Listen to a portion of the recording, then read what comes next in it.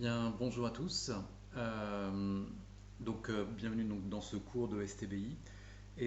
On va continuer le cours où on s'était arrêté, à savoir le cours sur le séchage.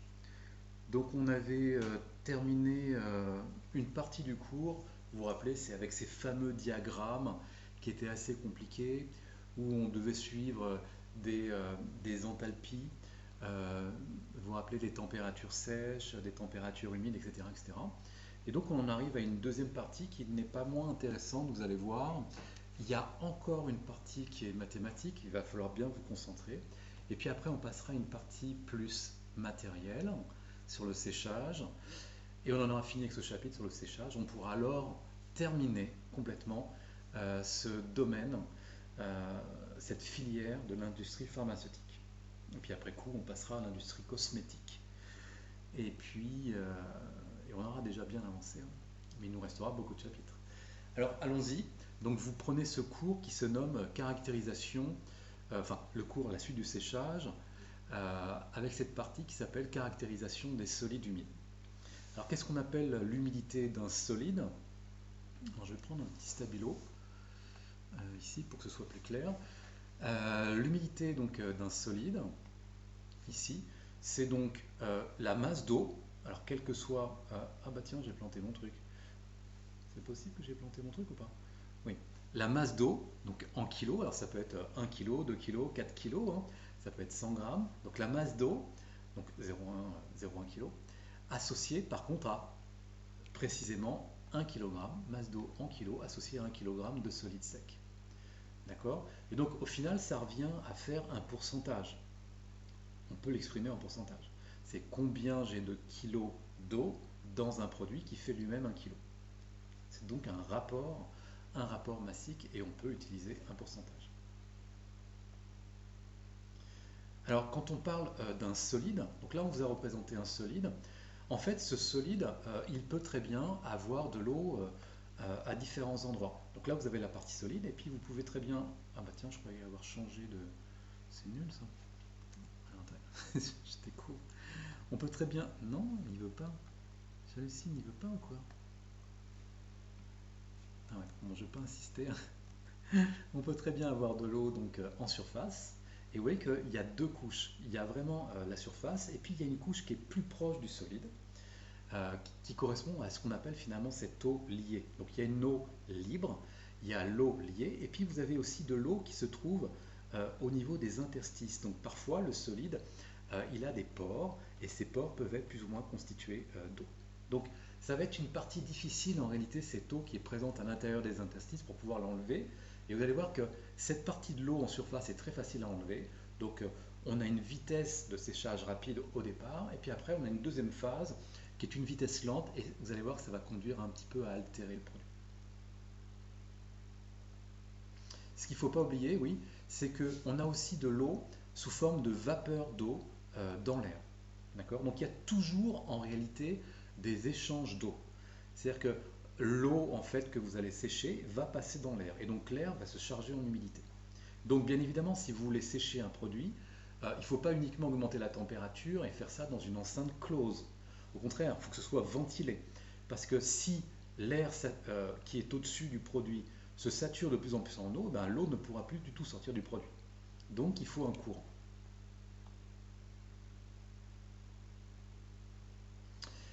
Parlons d'une autre notion, cette notion d'hygroscopicité. Alors qu'est-ce qu'un produit, un composé donc hygroscopique? Alors exemple gel de silice. Vous savez, ce gel de silice, c'est ces fameux petits grains blancs dans les sachets absorbeurs d'humidité. Quand vous achetez des chaussures, vous achetez, je ne sais pas moi, un appareil électronique, il y a souvent des petits sachets avec des petits grains blancs. Et ils sont très hygroscopiques, c'est-à-dire qu'ils ont une forte tendance à absorber rapidement l'humidité atmosphérique. Donc c'est ça qui est bien, c'est-à-dire que quand vous mettez ces petits grains-là, eh bien ça évite que le matériel que vous avez dans votre boîte se charge en eau et s'abîme, soit subisse une corrosion avec cette eau. En fait, l'humidité va être absorbée par ces gels de silice qui ont une forte hygroscopicité, à la différence d'autres composés comme par exemple l'amiante qui a une très très faible hygroscopicité. Alors vous voyez ici, on vous a fait un graphique, on regarde l'humidité relative dans l'air qui est au contact du solide humide. Donc vous avez un solide qui est humide, et puis on va faire en sorte de placer ce solide dans cet air, et on va regarder en combien de temps l'humidité qui est dans le solide va passer dans l'air. Donc on va regarder en fait l'équilibre d'échange d'eau entre l'air, plus ou moins sec, et puis le produit humide. Et on va regarder en combien de temps en fait l'humidité sort du produit. Ce que l'on voit, c'est que lorsqu'on a affaire à un gel de silice, eh bien on a une courbe qui est plutôt rectiligne. Et en fait, ça veut dire quoi? Ça veut dire que l'humidité qui est dans le solide, elle a du mal à passer dans l'air.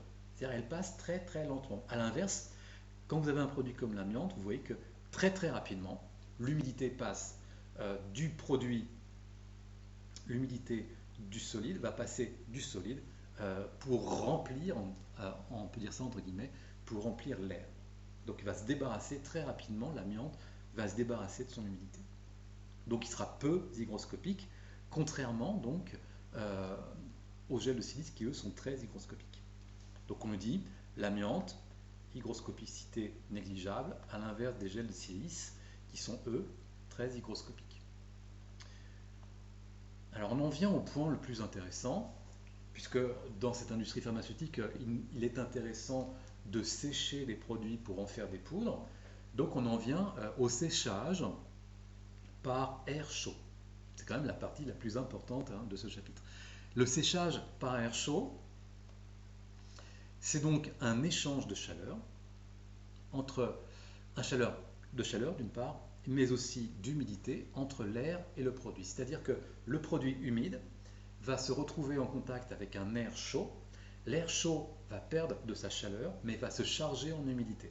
Vous voyez, vous avez vraiment une notion d'échange.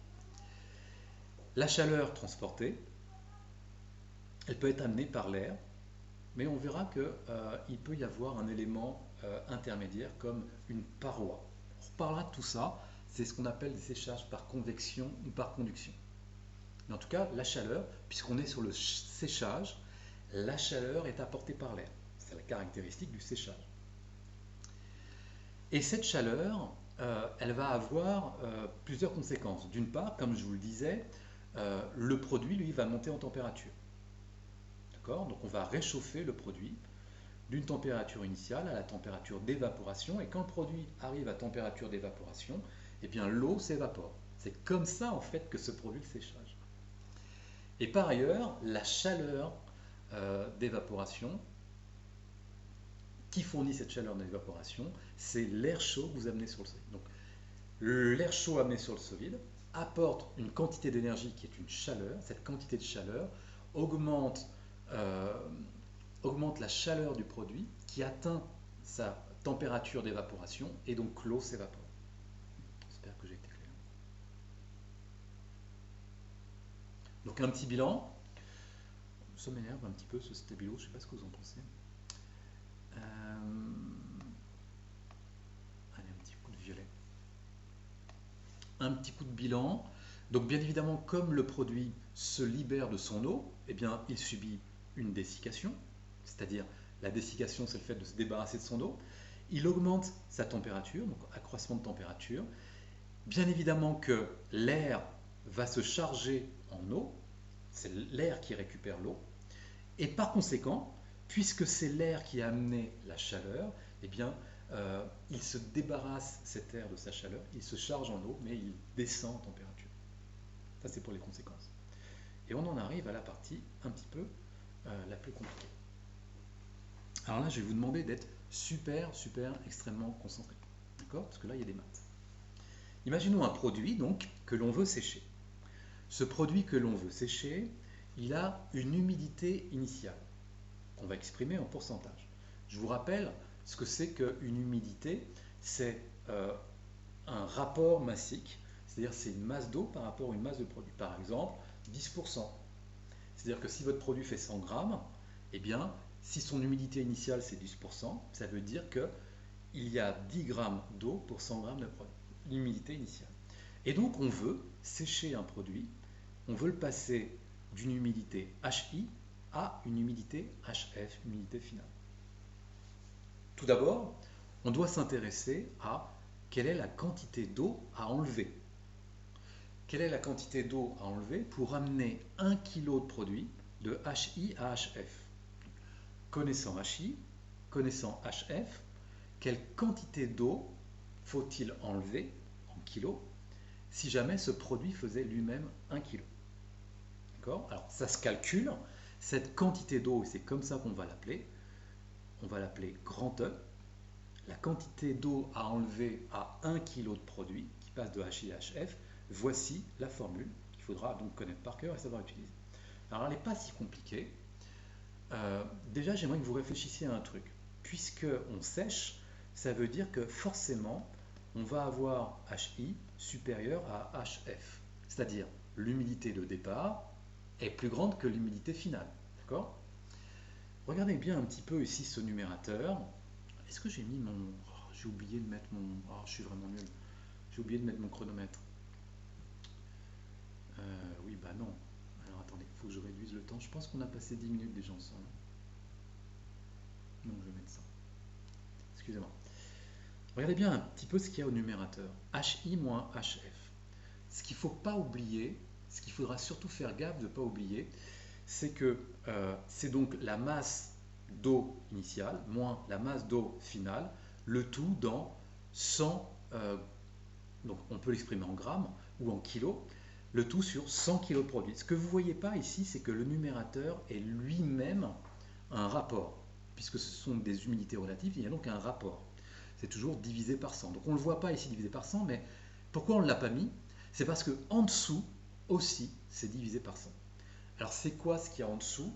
Eh bien ce qu'il y a en dessous, c'est le rapport entre le produit humide, la masse de produit humide, et la masse du produit en lui-même. Je vais m'expliquer. Donc voilà le calcul de I. Alors tout d'abord, regardez bien. Ce qu'il faudra faire très attention, c'est bien de faire HI moins HF. Puisque je vous l'ai dit, l'humidité de départ est toujours plus grande que l'humidité finale. Donc on fait HI moins HF, et ça vous donne une différence qui est en fait la quantité d'eau à enlever. Oui, mais c'est la quantité d'eau à enlever, mais on ne sait pas est-ce que c'est pour 1 kg. Donc comment savoir que c'est pour 1 kg? Eh bien, il faut diviser par le nombre de kilos de produit. C'est ça. Pour savoir combien j'ai de kilos de produit, eh bien, il va falloir faire comme si que le produit faisait 100 kg. Donc on va imaginer que le produit fasse 100 kg, mais comme il ne fait pas 100 kg, en fait, on va regarder son humidité relative finale. Son humidité relative finale, je vous rappelle que c'est une proportion. C'est une proportion par rapport à la quantité d'eau, masse d'eau, à la fin, sur la masse du produit. Donc en fait, quand vous faites 100, c'est-à-dire totalement mouillé, moins le produit partiellement mouillé, en fait, vous obtenez une masse de produit. Bon, si vous ne comprenez pas cela, c'est pas bien grave. Okay? Autre chose qui est très important à comprendre, c'est que ce 100 moins HF ici, il sera amené à changer. De temps à autre, on ne fera pas 100 moins HF, on fera 100 moins HI. Quand vous êtes sur du 100 moins HF, si vous êtes sur du 100 moins HF, automatiquement, cela amène à dire que vous êtes sur un produit humide. Par contre, quand vous êtes sur du 100 moins HI, cela veut dire que vous êtes sur un produit sec. Pourquoi? Alors là, je vous ai fait un petit dessin. Je ne sais pas si vous le voyez bien, mon petit dessin. Imaginez un produit. Je vous ai fait, je ne sais pas, moi c'est un camembert. Et que ce produit, il est un HI à 25%. Autrement dit, il y a tout ça, un quart de mon camembert qui contient de l'eau, 25%. C'est donc HI. D'accord?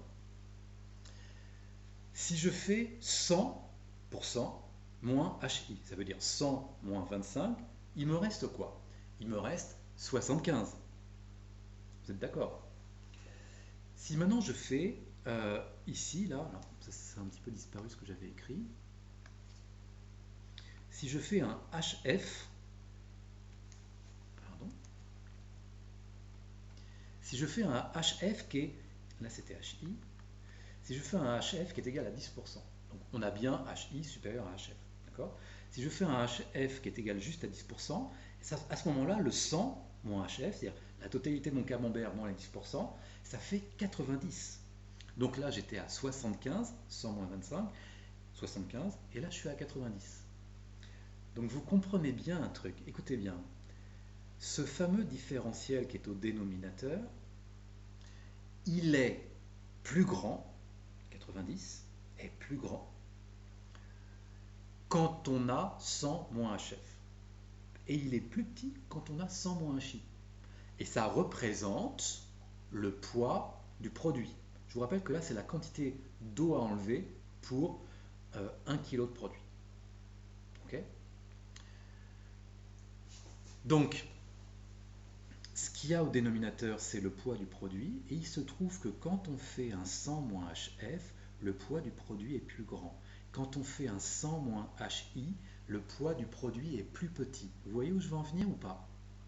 Le produit, soit il est lourd, 90, soit il est plus léger, 75. Ça veut dire donc que quand on fait le calcul avec 100 moins HF, on est sur du produit humide. Mais quand on fait le calcul sur 100 moins HI, c'est qu'on est sur du produit sec. Ça, c'est un truc super, super important à comprendre tout de suite. Je reviens sur mon calcul, la quantité d'eau à enlever. C'est donc le différentiel entre HI moins HF. Donc ça, c'est le numérateur, c'est la quantité d'eau en kilos. Et au dénominateur, on fait 100 moins HF quand on veut comparer cette eau par rapport à mon produit humide avant de sécher. Parce que c'est avant de sécher que le produit est humide. Ou alors, on fera du 100 moins HI quand on veut dire quelle quantité d'eau on a enlevé par rapport à tant de kilos de produits secs après avoir séché. Oui, parce que vous verrez que des fois, on parlera de produits secs. Bon. Mais on verra ça tout à l'heure. Alors là, pour l'instant, on est à par kilo. Mais en réalité, il se trouve que dans l'industrie, on parle rarement en kilos. Ce serait un petit peu trop léger de parler de kilos. Donc, on sera plutôt sur du 100 kilos. Et ce fameux 100 kilos, c'est ce qu'on appelle des quintaux. Un quintal, des quintaux. D'accord? Alors, comment on fait pour passer d'une quantité d'eau à enlever par kilo à une quantité d'eau à enlever pour 100 kilos? Vous comprenez bien que si on passe de pour 1 à pour 100 kilos, eh bien c'est 100 fois plus grand. Donc, au final, quand vous voulez passer en quintal, il vous faut multiplier par 100. Voilà. Exemple. Vous allez voir, l'exemple va être parlant. Je pense que ça va vous aider. Question. Quelle est la quantité d'eau à enlever à 100 kg? Donc on est bien sur le quintal. Quantité d'eau à enlever, donc on cherche E. Hein, il faut traduire les mots. Quantité d'eau à enlever, on cherche le E. À 100 kg de raisin. Alors, on ne nous dit pas si c'est du raisin sec ou humide, hein, mais on veut l'enlever. Donc on va travailler sur du raisin humide. De raisin à 25%, donc ça c'est HI, pour le sécher, pour qu'on arrive à HF égale à 13%. Ok, vous me suivez? Donc on applique la formule. Comme on est sur 100 kg, sur le quintal, on fait 100. On fait HI moins HF, donc 25 moins 13. Et puis on fait la différence entre, comme si le produit faisait 100 kg, moins, et bien justement notre HF, qui est une proportion par rapport à 100 kg. C'est pour ça qu'on a le droit de faire ça. Donc on fait 100 moins ici HF. Et quand vous faites un 100 moins HF, c'est que vous avez ici le produit humide. On obtient donc 1200 divisé par 87. Et ça nous donne 13,8 kg d'eau. Donc on est sur des kilos d'eau par quintal. Et c'est du raisin humide. Donc la quantité d'eau à enlever, la réponse, il faut dire tout ça. Kilo d'eau par quintal, obligatoirement de dire de raisin humide. Ok? Alors, par quintal ou par 100 kg, ça revient au même. Ça, c'est la quantité d'eau à enlever. On va passer à un deuxième point à présent, on va parler de la puissance évaporatoire. J'espère que vous êtes toujours là, vous êtes réveillés. Non, je rigole, je sais que vous êtes toujours là.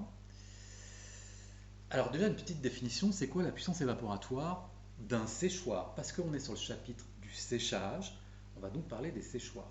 Eh bien, c'est la quantité d'eau que le séchoir peut évaporer en 1 heure. Waouh! Quantité d'eau en 1 heure. Regardez, je vous l'ai mis ici. La puissance évaporatoire qu'on va écrire P, eh bien P, c'est la quantité d'eau, kilogramme d'eau, par heure. Tout à l'heure, qu'est-ce qu'on avait tout à l'heure? Eh bien tout à l'heure, on avait la quantité d'eau à enlever, E. Et la quantité d'eau à enlever, elle s'exprimait comment? Eh bien c'était des kilos d'eau par kilo, par centaine de kilos, c'était par quintot. Donc ici, E, kilo d'eau par quintot. Eh bien, ce que l'on va vous demander de faire en exercice, c'est, on va vous donner par exemple, voici la quantité d'eau à enlever, voici la puissance évaporatoire, bizarre comme nom, de notre séchoir, c'est-à-dire combien de kilos d'eau il peut enlever par heure. À vous de déterminer quel est le débit du séchoir. Je change de couleur. Quel est le débit du séchoir? Et alors, c'est pas compliqué, parce qu'en réalité, ce qu'on appelle un débit du séchoir, c'est la quantité de produit qu'on pourra exprimer en kilos, mais aussi en quintaux, pourquoi pas, en centaines de kilos, la quantité de produits que l'on peut sécher par heure. Voilà, c'est un débit. Rappelez-vous, hein, les débits, c'est toujours une quantité par heure. Un débit d'un fleuve, d'un cours d'eau, c'est la masse d'eau qui traverse une section par unité de temps. Donc là, voilà, quintot, une masse par unité de temps. Et là, on se dit, mais comment faire? Quelle est la formule? C'est pas compliqué en réalité, hein.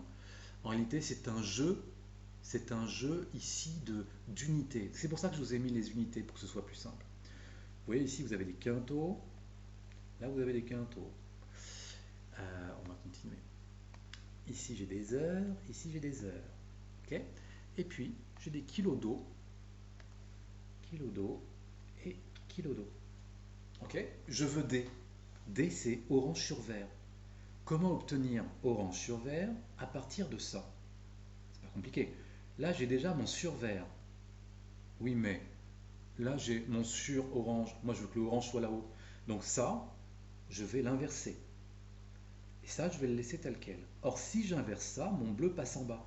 Quand j'ai un bleu en bas et un bleu en haut, c'est bon.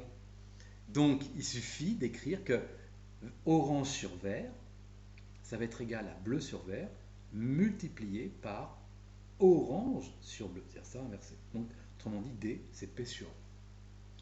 Moyen mémotechnique, hein, mémo, DPE. D, P sur E. Donc, si on me demande le débit, eh bien, je fais ici la puissance évaporatoire. Okay, puissance évaporatoire que je divise par l'eau à enlever. Allons-y, un petit exercice.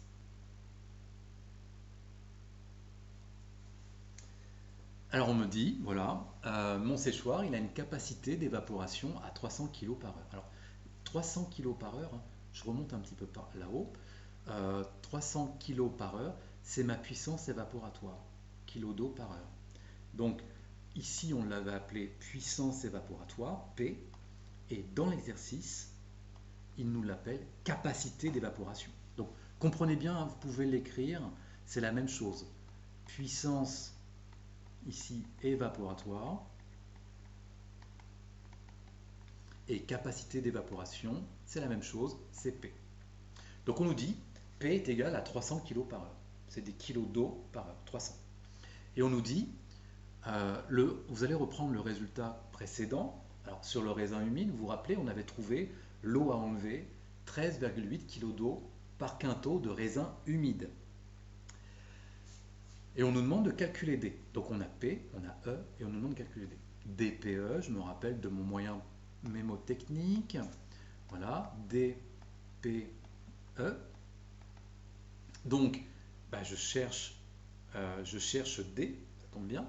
Donc je vais faire ma puissance évaporatoire 300 et je vais le diviser par E.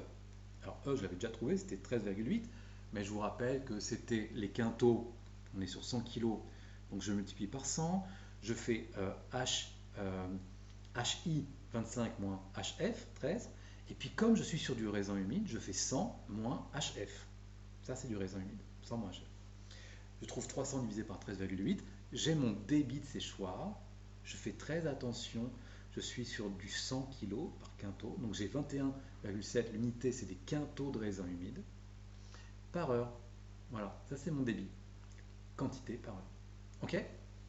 Mais, et là, une notion très importante sur laquelle il faut insister.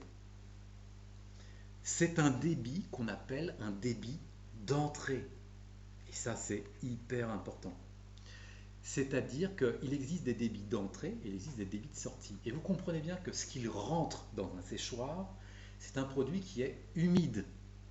Donc, quand ici, vous parlez de quintaux de raisin humide, eh bien, obligatoirement, il s'agit d'un débit d'entrée. Autrement dit, si jamais on vous posait la question de calculer un débit d'entrée, ça veut donc dire que vous êtes sur du raisin humide. Cela veut donc dire qu'il faut faire 100 moins HF. Parce que, je vous le rappelle, si vous faites 100 moins HF, c'est toute la partie blanche, c'est beaucoup plus lourd. C'est donc du raisin humide. Ok? J'espère que vous y êtes. Donc, il faudra précisément le dire et l'écrire, que c'est un débit d'entrée du séchoir, qu'il est de 21,7 quintaux de raisin humide par heure. C'est de produits humides, donc du raisin humide, qui va donc être séché en passant de 25 à 13% d'humidité relative. Ça roule? Mais sachez qu'on pourrait répondre en disant le débit de sortie, parce que ça aussi c'est très intéressant pour l'industriel, de savoir quel est le débit de sortie, c'est-à-dire quelle quantité de raisin sec va sortir de notre séchoir. Et alors là, vous allez halluciner. Je ne sais pas si vous allez halluciner, mais vous pourriez halluciner. Parce que comme on est en raisin sec, alors attendez, je change de couleur, j'adore changer de couleur, c'est génial. Comme on est ici sur un débit de sortie, on est donc sur du raisin sec. Qui dit raisin sec dit que ici on met HI. Donc c'est plus du tout, on n'est plus du tout sur le même calcul. Tout à l'heure, alors tout est pareil, 300, ça c'est la puissance évaporatoire, d'accord. 100 c'est parce que c'est les quintaux. On fait toujours HI moins HF, 25 moins 13. Et puis on fait toujours le rapport 100 moins quelque chose, 100 moins HI ou 100 moins HF. Quand on fait 100 moins HF, ça veut dire qu'on est sur du produit humide. Sinon, on fait 100 moins HI. Et vous comprenez bien que le résultat va changer. Ici, on avait 300 sur 13,8. Ici, on a 300 sur 16. Donc, ce n'est pas du tout le même résultat. C'est ça qui est dingue. C'est-à-dire que le débit d'entrée n'est pas égal au débit de sortie. Je ne sais pas si vous voyez le truc. Regardez, il y a un truc. Vous voyez dans les aéroports, vous mettez votre valise sur le tapis roulant. Mettez votre valise. Vous la mettez sur le tapis, elle rentre dans le détecteur, elle a un débit d'entrée qui va être par exemple une valise toutes les 3 secondes, et on s'attend, j'espère que vous comprenez bien, non pas s'attend le méchant, on attend à ce que le débit de sortie soit bien d'une valise toutes les 3 secondes. Si vous avez un débit d'entrée d'une valise toutes les 3 secondes, on s'attend à ce qu'il n'y ait pas une valise toutes les 10 minutes en sortie. Et bien là, il se passe un truc de dingue. Comme il y a quelque chose d'humide qui rentre et qui va sécher, eh bien ce qui sort n'a pas du tout le même débit. Okay. Donc, je ne sais pas si ça vous paraît logique, mais en tout cas, il faudra y faire très très attention au vocabulaire que vous utilisez par rapport aux maths. Il y a un vocabulaire par rapport aux maths. Okay. Débit de sortie du séchoir est de 18,7. C'est un débit de sortie donc, qui produit 18,7 quintaux de raisin sec, séché, qui sera bien passé de 25 à 13. On est toujours passé de 25 à 13, mais le débit de sortie est différent du débit d'entrée.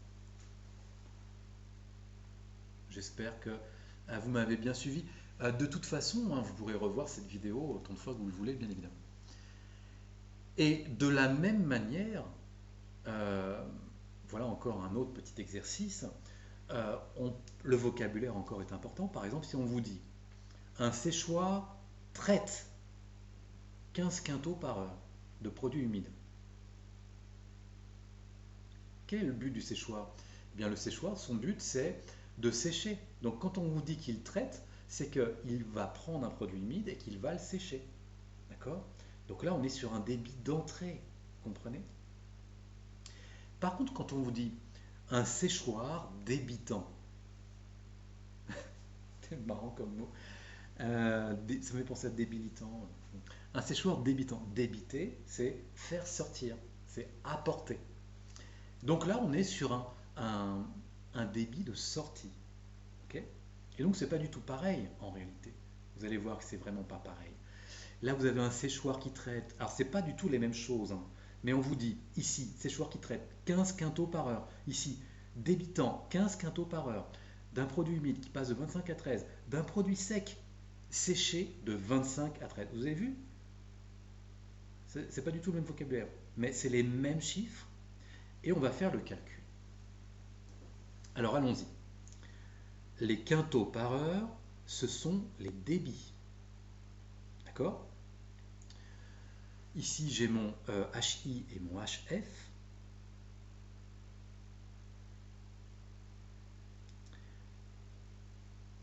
Et on nous demande de calculer la puissance évaporatoire, c'est-à-dire P. Je fais bien évidemment ma formule, dPE. D est égal à P sur E. Et moi, je cherche P.